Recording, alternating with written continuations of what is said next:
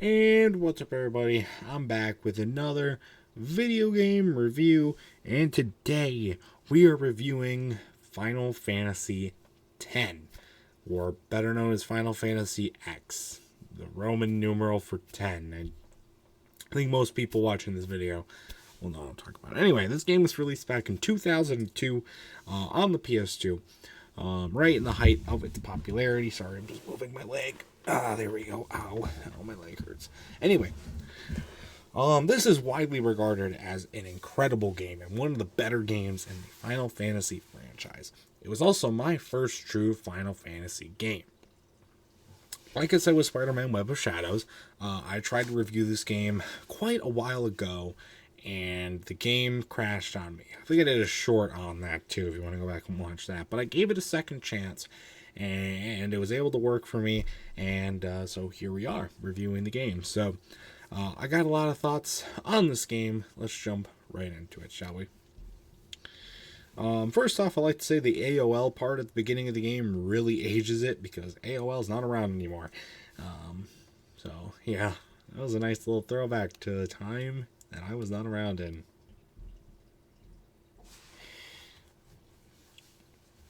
Anyway, I got a lot of cool things to say. So, first off, the graphics. The graphics in this game are still very good for the time. There are some elements that haven't aged that great, mainly in the gameplay itself, but the cutscenes still look incredibly good. I mean, you gotta think this game now is 22 years old. That's very old for a game that looks this good. It's the PS2 for you, baby. Really, really, really good.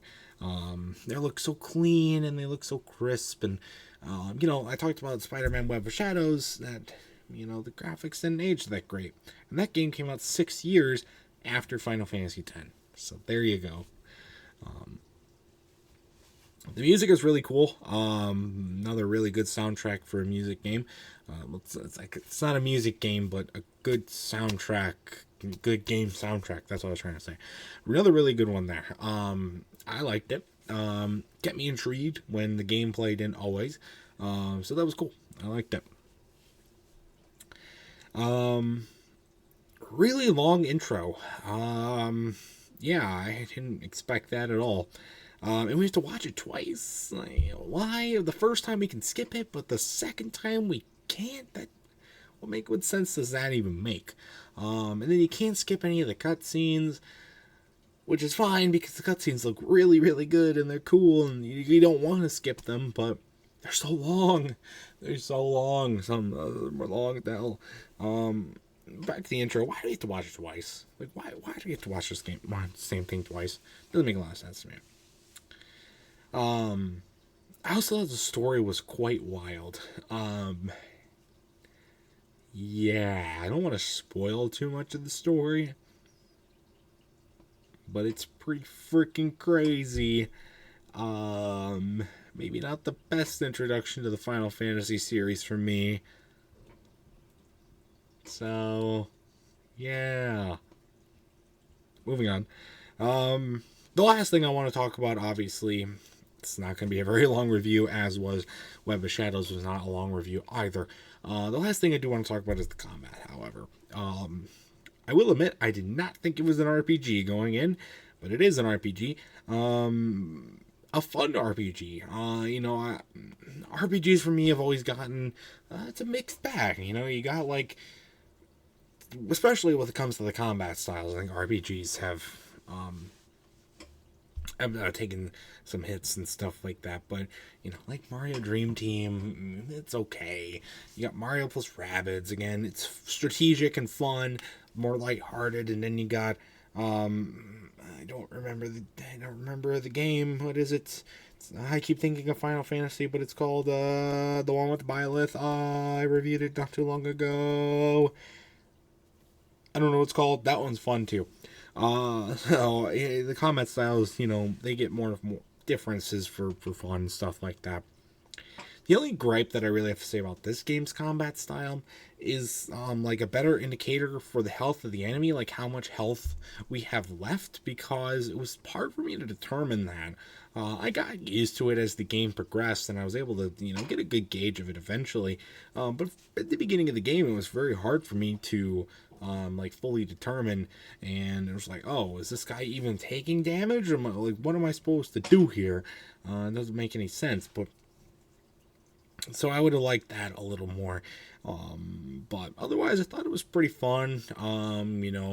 It's definitely one of the more endurance strategic combats that I've seen. You got to be in for the ride, and you got to hit your timing perfectly. Not very forgiving, and that's definitely more of an old game technique, and that's another something that might be showing here. But I still think it's done really, really well. So. But that's really all I had to say about this game. Has it intrigued me to play more Final Fantasy? Not really. But it's still a good game, and I can really, really see. You can just tell when a game has aged well. This game has aged well. It's a really, really, really good, well-made game. And the fact that people are still talking about it over 20 years after it came out is just a testament to how good it was. So. But let's do it for this review. For my final score, Final Fantasy X, I'm going to have to give this one a good 7. I enjoyed it, but I didn't, love it. I don't think I'll be going back to play it again anytime soon. The only reason I did come back to play it was really so that I could do a review of it and give it a second chance, which I did. So, there we go. Good work. Or good work on me. Or good work on the PlayStation for making it work this time, or good work on the disc. I don't know. But anyway, that's going to do it for this review. If you've ever played Final Fantasy X, which I know a lot of people have, it's a very good selling game. I'll let know your thoughts about it in the comment section down below. And that's going to do it for this review. So stay tuned for much more amazing content, including more game reviews and other awesome stuff. Till next time, see you guys later. Goodbye.